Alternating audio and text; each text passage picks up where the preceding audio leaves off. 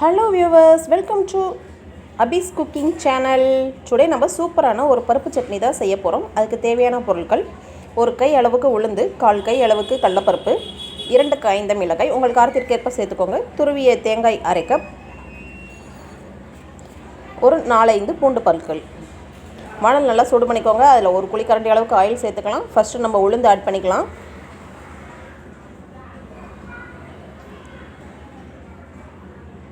நம்ம சேனலை புதுசாக பார்க்குற ஃப்ரெண்ட்ஸ் எல்லோரும் சப்ஸ்கிரைப் பண்ணிவிட்டு பாருங்கள். நம்ம 1K ரீச் பண்ண போகிறோம். இன்னும் நம்ம சேனலுக்கு தொடர்ந்து சப்போர்ட் பண்ணிக்கிட்டே இருங்க ஃப்ரெண்ட்ஸ். உங்களுக்கு பிடிச்ச ரெசிபி எதாவது வேணுனாலும் மறக்காமல் கமெண்ட் பாக்ஸில் கமெண்ட் பண்ணுங்கள். நான் முடிஞ்ச வரைக்கும் ட்ரை பண்ணுறேன் போடுறதுக்கு. உளுந்து வறுபட்டு இருக்கும்போதே நான் 4-5 பூண்டு பல்லை சேர்த்துக்கிறேன். இப்போது 1/4 கை பாருங்கள், 1/4 கை அளவுக்கு தான் இருக்கும், கடலப்பருப்பு சேர்த்துக்கிறேன்.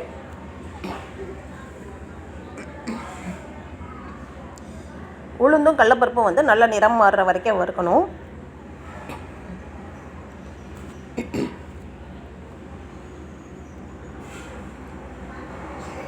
பருப்பு வகைகள் வந்து பொதுவாகவே சத்துக்கள் அதிகம். நம்ம வீட்டில் இருக்க குழந்தைங்களுக்கு அடிக்கடி பருப்பு சட்னி செய்து கொடுக்கலாம். அதுவும் உளுந்தில் வந்து சொல்லவே தேவையில்லை, எண்ணற்ற சத்துக்கள் இருக்குது. காஞ்ச மிளகாய் வந்து நம்ம இப்போவே ஆட் பண்ணிடக்கூடாது, அப்புறம் ரொம்ப கருகுன மாதிரி ஆயிரும். கொஞ்சம் பருப்பு வறுபட்டு வரட்டும், அதுக்கப்புறம் நம்ம ஆட் பண்ணிக்கலாம்.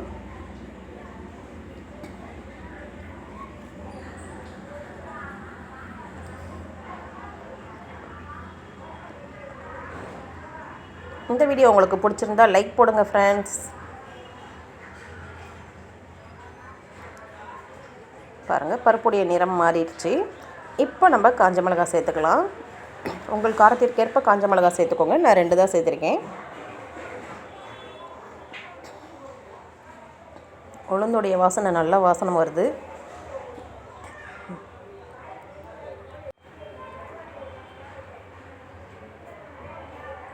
காஞ்ச மிளகாய் நம்ம ஃபஸ்ட்டே சேர்த்துட்டோம்னா ரொம்ப கருப்பாக இருக்கும், அதனால தான் நான் இந்த ஸ்டேஜில் சேர்த்தேன். காஞ்ச மிளகாவும் நிறம் மாறிடுச்சு.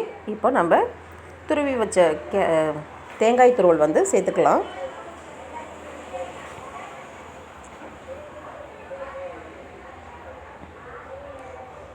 எப்பொழுதுமே எந்த குழம்பாக இருந்தாலும் சரி, எந்த சட்னி வகையாக இருந்தாலும் சரி, தேங்காய் சேர்த்ததுக்கப்புறம் ரொம்ப நேரம் வதக்க வேண்டாம், குழம்பையும் ரொம்ப நேரம் கொதிக்க விட வேண்டாம்.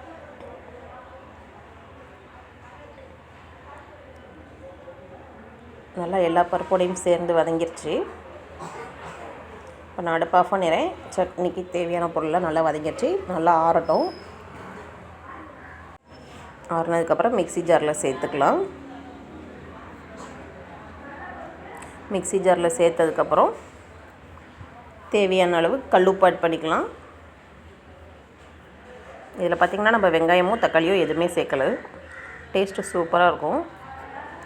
இந்த அளவுக்கு நைஸாக அரைச்சி எடுத்துக்கலாம்.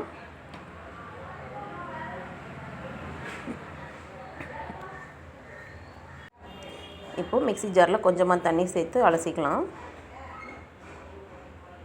அதையும் சட்னியோடு ஆட் பண்ணிக்கலாம். இந்த சட்னியை தாளித்து நம்ம கொதிக்க வச்சு சாப்பிட்டாலும் டேஸ்ட்டாக இருக்கும். இல்லை எல்லாமே நம்ம நல்லா வறுத்தனால அப்படி தாளிப்பை சேர்த்துக்கிட்டாலும் நல்லாயிருக்கும். நம்ம இந்த 2 விதமாகவுமே சாப்பிட்டுக்கலாம். இப்போ நம்ம இதிலேயே சட்னி ஊற்றி கொதிக்க வச்சோம்னா இன்னும் கொஞ்சம் தண்ணி கூட சேர்த்துக்கலாம். ஏன்னா நம்ம ஆட் பண்ணியிருக்கிறது வந்து எல்லாமே பருப்பு தான், நமக்கு கொழப்பு அதிகமாக கிடைக்கும். இன்னும் கொஞ்சம் 1/2 டம்ளர் தண்ணி சேர்த்து கொதிக்க விடலாம். பாருங்கள், சூப்பரான சட்னி ரெடி ஆயிடுச்சு. இந்த சட்னியை நீங்கள் கண்டிப்பாக ட்ரை பண்ணிவிட்டு எப்படி இருந்ததுன்னு கமெண்ட் பாக்ஸில் கமெண்ட் பண்ணுங்கள் ஃப்ரெண்ட்ஸ். தேங்க்ஸ் ஃபார் வாட்சிங். பாய். மீண்டும் ஒரு புது ரெசிபியோடு சந்திக்கிறேன். பாய்.